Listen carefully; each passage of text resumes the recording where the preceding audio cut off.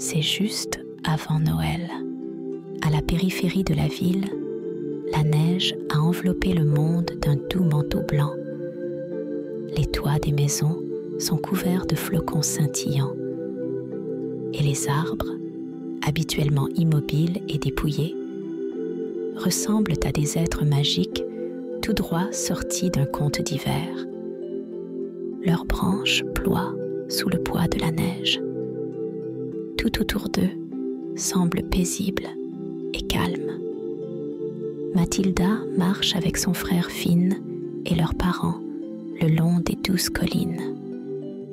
Ils tiennent fermement leur luge dans les mains, tandis que la neige crisse doucement sous leurs pas. Le ciel est clair et lumineux, et l'air est frais. Il est si pur qu'on a l'impression de pouvoir respirer l'hiver lui-même. Le petit parc où il se trouve ressemble à une carte de Noël. Les vastes étendues de neige scintillent au soleil. Et partout, on entend les rires des enfants. Ils dévalent les pentes sur leur luge. Certains construisent des bonhommes de neige. D'autres se lancent joyeusement des boules de neige. Tout autour respire la joie et la chaleur, malgré le froid. Allez, Finn, celui qui arrive le premier en bas, crie Mathilda d'un ton défiant. Elle place sa luge au sommet de la plus haute colline. Finn sourit et s'installe rapidement sur sa luge. Tu vas voir, je suis plus rapide, lui répond-il. D'une dernière poussée, Mathilda et Finn s'élancent. Le vent leur fouette le visage. Leurs cris joyeux résonnent sur la neige. L'air glacé file à leurs oreilles. La neige jaillit à gauche et à droite en éclats étincelants. La colline semble interminable. Pendant un instant, Mathilda a l'impression de voler dans les airs. Le monde autour d'elle est léger et libre. C'est comme si l'hiver était rempli de magie.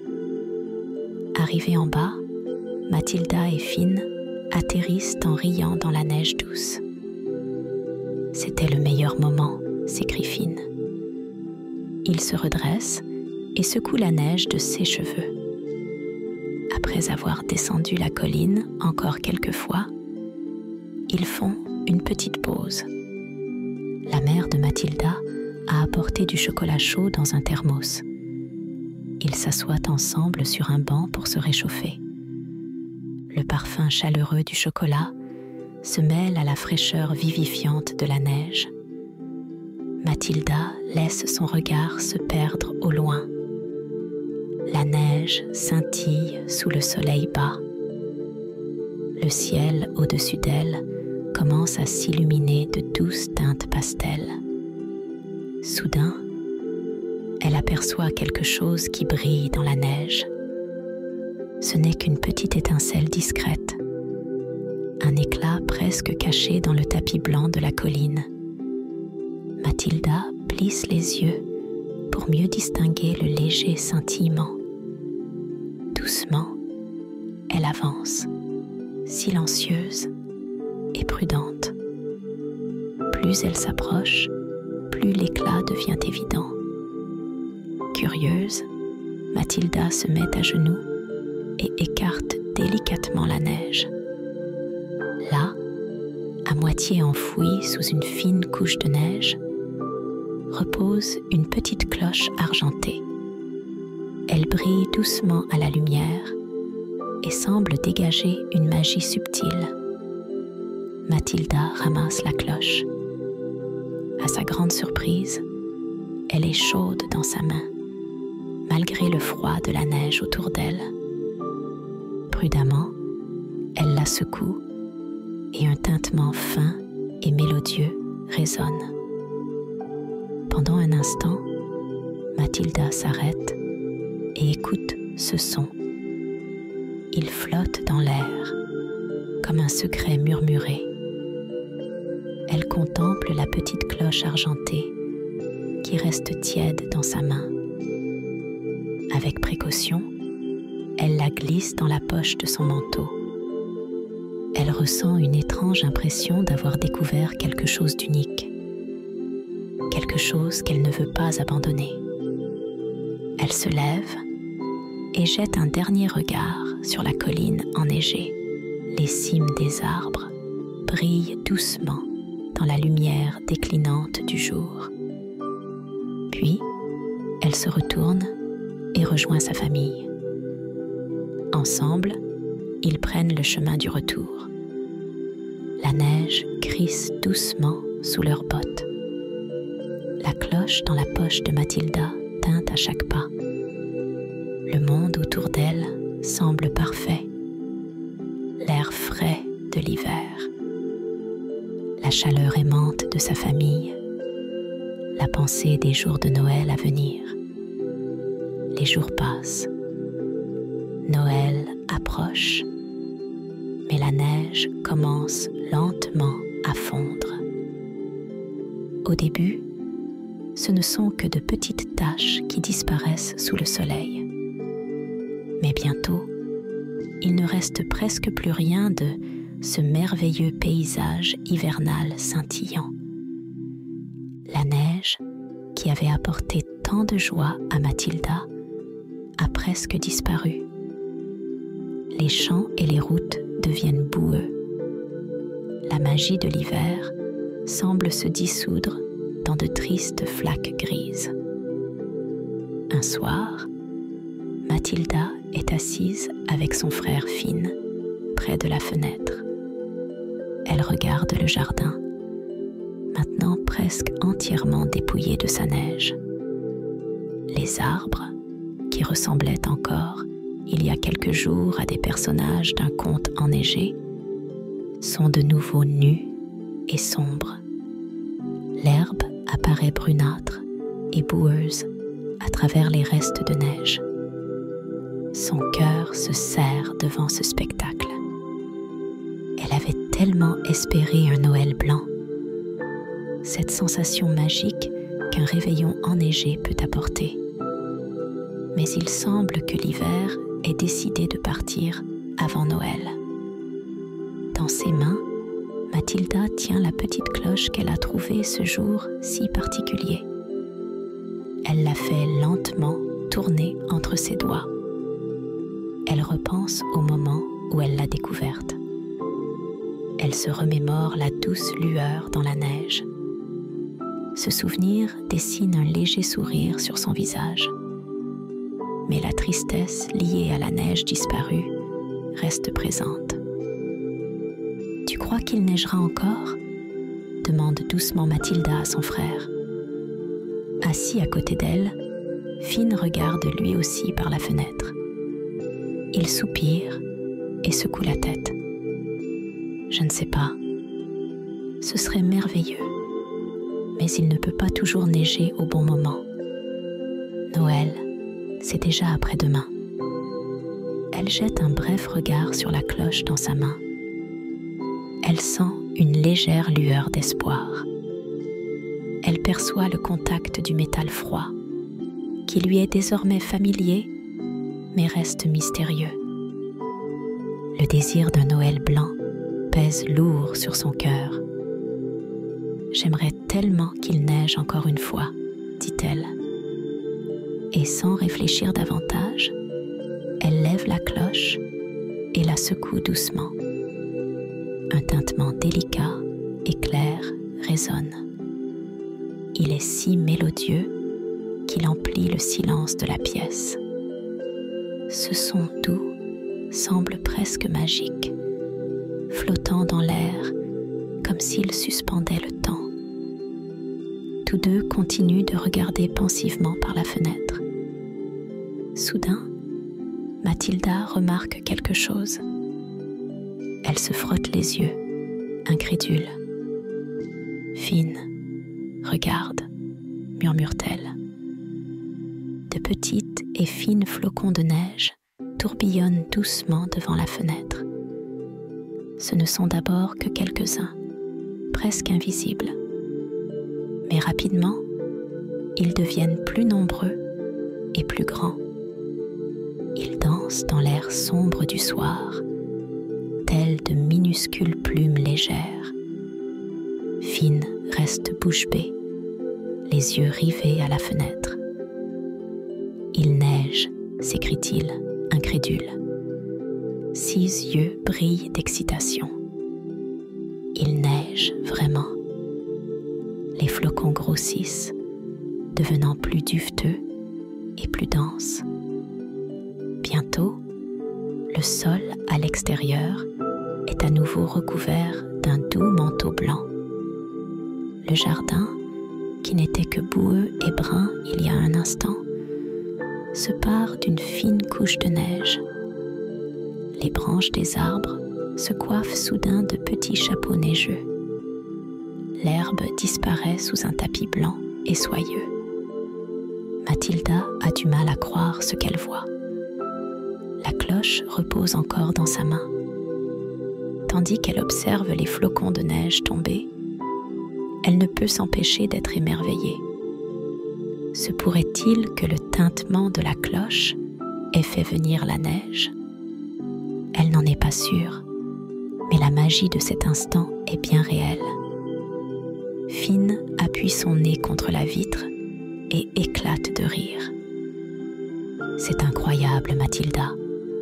C'est exactement ce que tu souhaitais à l'instant. » Mathilda hoche la tête en silence. Un sourire s'étend sur son visage. « Oui, exactement ça, dit-elle. C'est comme si l'hiver avait attendu ce moment. Attendu Mathilda, la cloche et son vœu d'un Noël blanc. » Mathilda et Finn restent fascinés devant la fenêtre. Ils observent la neige qui continue de tomber doucement, comme un duvet. Le monde autour d'eux se transforme en un véritable pays des merveilles hivernales. Elle a l'impression que cette cloche est plus qu'un simple bijou. Elle semble posséder une force particulière. « Mathilda », dit soudain Finn, les yeux brillants. « Et si la cloche pouvait vraiment exaucer des vœux ?» Mathilda hoche la tête, pensive. « Je crois qu'elle le peut.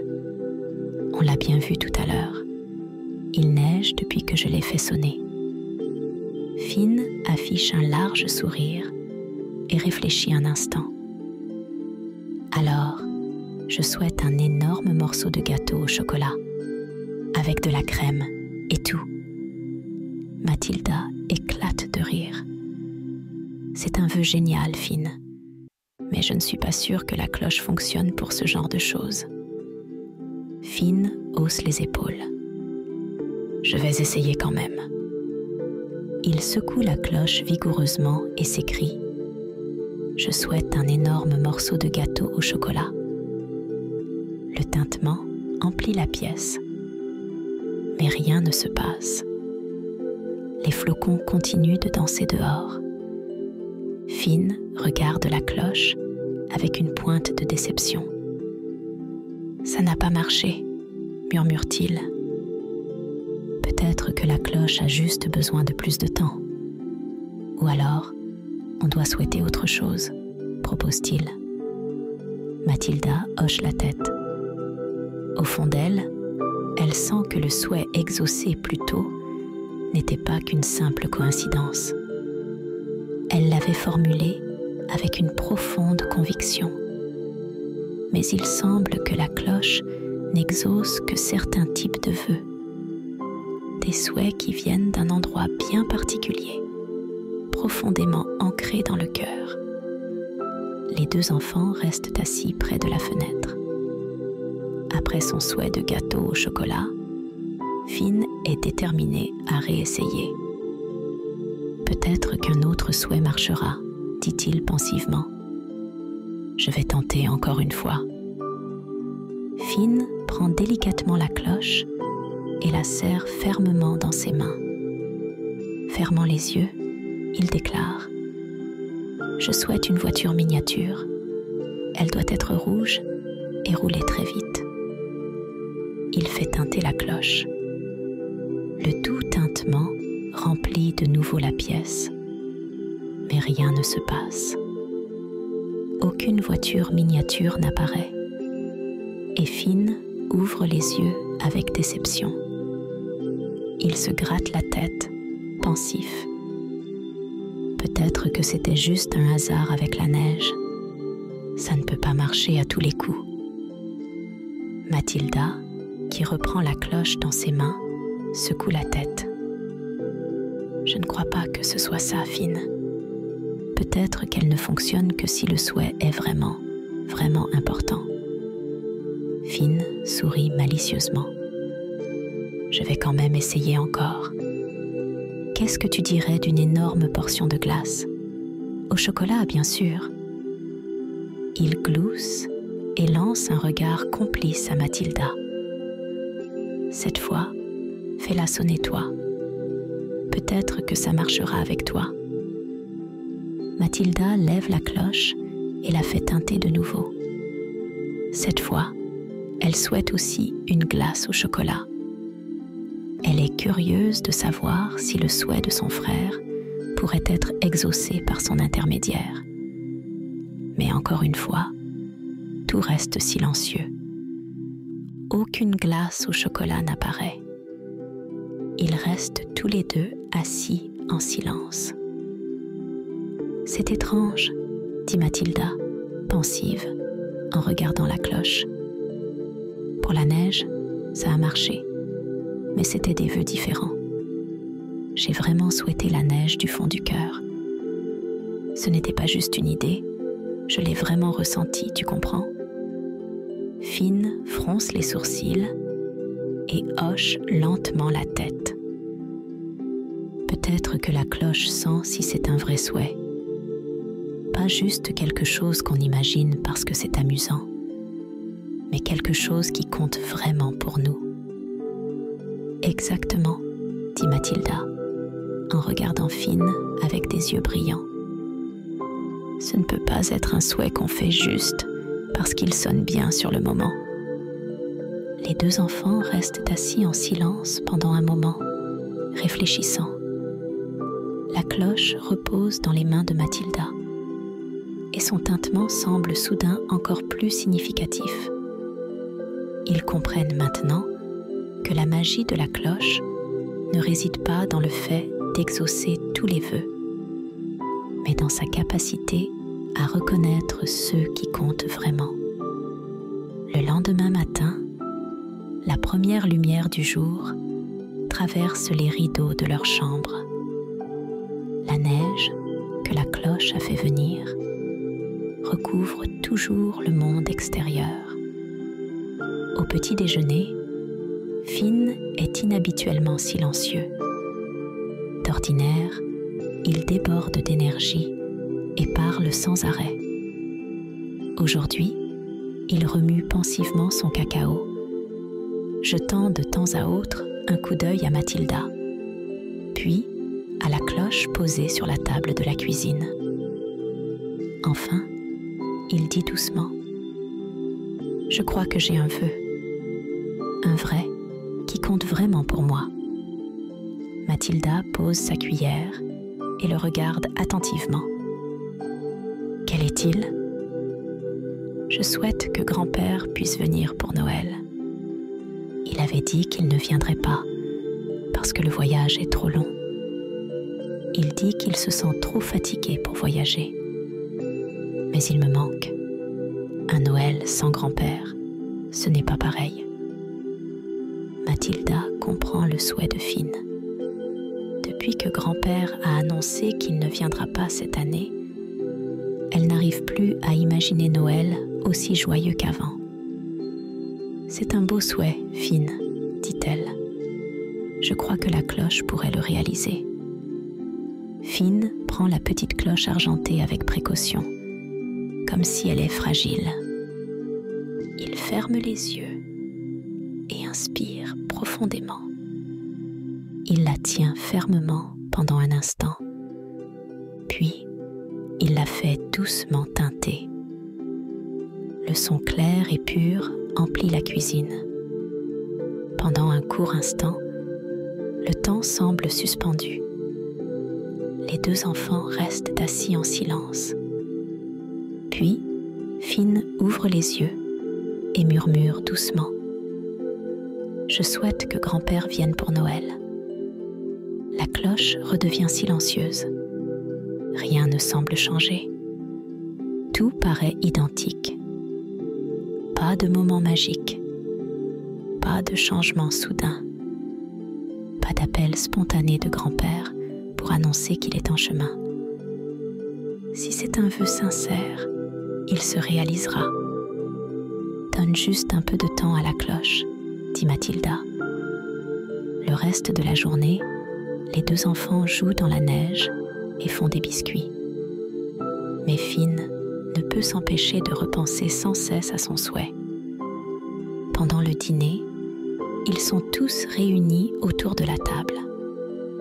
Finn raconte à quel point il aimerait que grand-père soit avec eux à Noël. Il trouve tellement dommage qu'il ne soit pas là. « Ce ne sera pas le même Noël sans lui », dit-il tristement. « Noël sans grand-père, ce n'est vraiment pas pareil. » « Eh bien, aujourd'hui est ton jour de chance, » répond son père en riant. « Je viens tout juste de parler avec lui. Lui non plus n'est pas heureux à l'idée de ne pas être là cette année. Alors, j'ai décidé que j'irai le chercher. C'est un long trajet, mais je ne veux pas qu'il passe Noël tout seul. » Les yeux de Finn s'illuminent de joie et il bondit de sa chaise. « Ça marche !» s'écrie-t-il en se tournant vers Mathilda. La cloche a rendu ça possible. Mathilda sourit. C'est un vrai souhait du cœur, Finn. C'est exactement pour ça que cette cloche existe. La joie envahit la famille et le sourire de Finn éclaire toute la soirée. Ils célèbrent Noël comme ils l'espèrent, tous ensemble. Le soir après Noël, Mathilda regarde encore une fois la cloche, qui repose calmement sur la table. Elle se sent remplie de gratitude. Elle sait qu'elle a trouvé quelque chose de vraiment spécial, quelque chose qui lui montre la puissance des véritables souhaits du cœur. Après une fête de Noël, passée avec toute sa famille, Mathilda ressent une profonde gratitude tailleur sur son lit. 6 souhaits n'étaient ni spectaculaires ni bruyants. Et pourtant, la cloche les avait exaucés. Son éclat argenté brille doucement sous la lumière de la lampe de chevet. Mathilda la prend délicatement dans ses mains et inspire profondément. « Merci pour cette journée si spéciale », murmure-t-elle doucement avant de fermer les yeux. Tout n'était pas parfait. Quand ils avaient préparé les biscuits, Finn avait renversé un bol de farine et s'était retrouvé tout blanc. Mathilda et grand-père avaient ri tellement qu'ils en avaient mal au ventre. Le repas de Noël avait brûlé et ils avaient fini par manger des pizzas. Et pour couronner le tout, il y avait eu une petite panne d'électricité. Au lieu de regarder le film de Noël traditionnel, ils avaient passé la soirée à jouer à des jeux de société.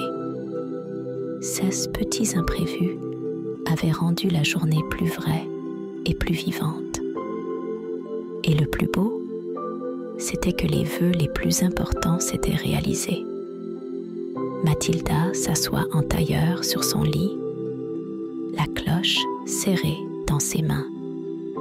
Elle laisse ses pensées vagabonder doucement vers tout ce pourquoi elle est reconnaissante. Elle se remémore le rire de sa maman, si léger et insouciant. Les histoires joyeuses racontées par son grand-père et les délicieux biscuits qu'ils cuisinent ensemble cet après-midi. À chaque inspiration, Mathilda sent une douce chaleur se répandre dans tout son corps. D'une voix calme, elle murmure pour elle-même. Je suis reconnaissante pour maman et Finn, pour papa et grand-père. Je suis reconnaissante pour la neige et pour la cloche. Je suis reconnaissante que les souhaits se réalisent quand ils viennent du cœur. Elle sourit doucement, inspire profondément, puis expire lentement.